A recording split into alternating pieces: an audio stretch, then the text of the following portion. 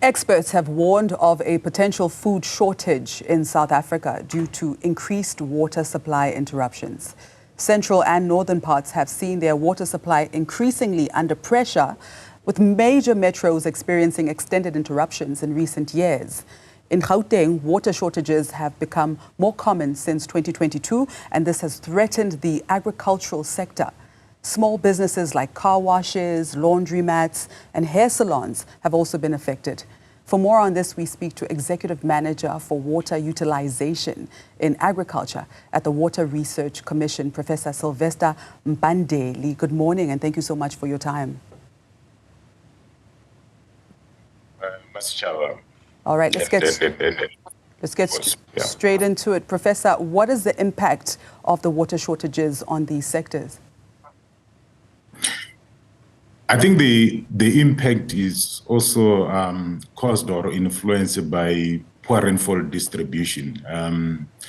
If you look at the climate change projection, they show that the rainfall distribution or the rainfall pattern is shifting from the western to the eastern side of the country. As a result of that, the rainfall distribution varies from area to area. And this is affecting the climate-sensitive sectors like agriculture, water, energy, biodiversity, and so on. Now, these disruptions are threatening the stability of food production. How bad is the situation? The situation is not bad, based on the fact that various knowledge generation institutions, including academic institutions, they looking at various ways to improve food security. I can give you an example that one of the programs that we are pushing so hard as Water Research Commission is to promote underutilized or neglected crops. These are crops that are rich in nutrients. These are the majority of these crops, they use less water. They are easily available, and we do believe that smallholder farmers can look at those crops and make sure that they focus on such kind of crops, because majority of those crops, they're drought tolerant. Yeah. So there are several benefits or advantages that we are looking at, and we do believe that those underutilized crops can form part of the main economy. Could you give us an example of these underutilized or neglected crops and the impact that they do have on the economy? Those neglected crops, I'm referring to crops such as amaranthus, blackjack, and so on. I mean, they are available. You go to Limpopo, for example, you'll find women selling these crops along the road. And I've seen that, I mean, some of the retailers, they also have got blackjack. So, which is a good thing, but we need to make sure that, I mean, we also identify opportunity, especially with market access, and making sure that we give smallholder farmers information in advance. So this is one thing that we are pushing, and we do believe that farmers will be able to minimize risk when they're related to climate change, related to poor rainfall distribution. Over and above that, farmers need to diversify. Gone are the days wherein you plant only one crop, let's say maize, for example. If maize is hit by drought, it means that you are out of business. But if you diversify and put maybe 3 or 4 crops in the same piece of land, some of those crops obviously will be drought tolerant or will be able to counteract whatever natural vagaries that we'll be experiencing during that particular period.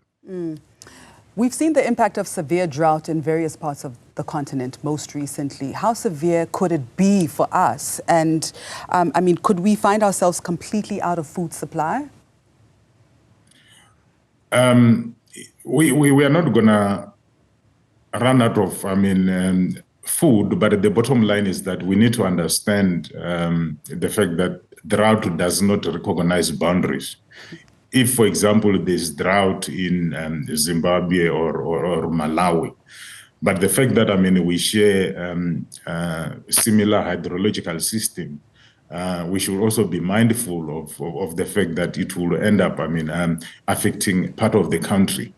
But we need to make sure that, I mean, we improve our early warning system so that we prepare ourselves in advance. Over and above that, we need to build a very strong adaptive capacity, making sure that, I mean, we counteract whatever risk that we might face. The problem that we need to worry more about is the intensity and the frequency that we are experiencing year in, year out due to drought or due to floods that we have experienced in other parts of the country. Now, you speak about building a strong adaptive capacity. What does that look like? It means that, I mean, it's the system that can be able to recover whenever we are facing any risk. That's the simplest, I mean, definition. And by doing that, it means that, I mean, you prepare yourself from shock. You can be able to put various mitigation strategies. A very good example is it's with regards to farmers who are producing seasonal crops like vegetables and so on. If seasonal forecasting information or advisory says that we're going to get below normal rainfall, farmers can change the type of crops or vegetables that they're planning to produce. It's either they can plant a bit earlier or can, I mean, focus only on crops that will be able to withstand any heat or drought challenges. All right. So we've spoken about the broader industrial impact. What impact will this have on my household or your household? Look, obviously the water supply will be a bit challenging, I mean, to various households. But what we need to do and also to understand is to promote the wastewater program and also rainwater harvesting program. I mean, like at my house here, I've got Jojo tank that I capture water from the roof, and I use that water to irrigate the lawns and also for vegetable production behind my house. So these are some of the adaptation strategies that we need to look at, and we know that, I mean, in other provinces, like for example, we've got projects in Western Cape. We are looking at using wastewater to irrigate some of the crops. And things are okay. It's just that, I mean, we need to change our behavior and attitude. I always give example about the fact that if North African countries like Morocco, Egypt, and so on, if those countries are getting less than 100 millimeters of rainfall, whereas if you look at South Africa, we get between 460 to 840 millimeters per annum, which is still way below the global average rainfall. But those countries in North Africa, they produce enough food and they supply water to different households.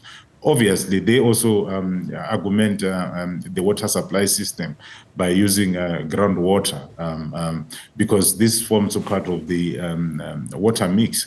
So we also need to follow the same approach. We need to learn from them and also making sure that we use our water resources in a very effective and efficient way. In response to this crisis, the South African government has responded with various measures that they've implemented at least aiming to mitigate the impact of this water and power shortage on food production. And these include emergency water supply projects and efforts to stabilize the power grid. What are your thoughts on the impact or effectiveness, rather, of these attempts? The effectiveness, I mean, is there, and we can see results coming through the system. I can give you an example about another initiatives that, I mean, we are championing with other key actors within the sector.